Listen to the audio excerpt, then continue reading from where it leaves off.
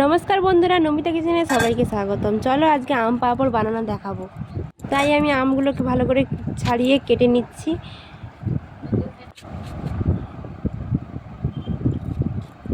আমগুলো ভালো করে ছোট ছোট করে কেটে নিচ্ছি। এই দেখো, এইভাবে আমি কেটে নিয়েছি। এবার আমি সিদ্ধ করতে তুলে দেবো। এই দেখো, আমি ভালো করে আমগুলোকে রান্না করে নিচ্ছি।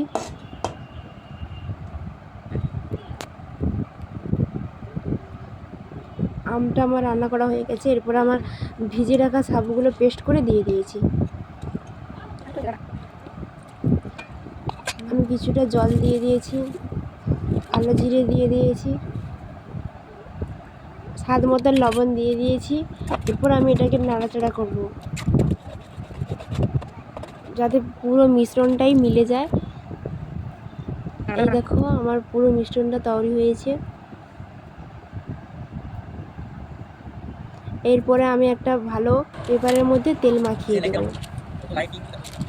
পুরোটাই ভালো করে তেল মাখিয়ে দিয়েছি। এরপর আমি মিশ্রণটাকে ছোট ছোট করে দিয়ে দিচ্ছি। এই দেখো, আমার পাঁপড়গুলো হয়ে গেছে।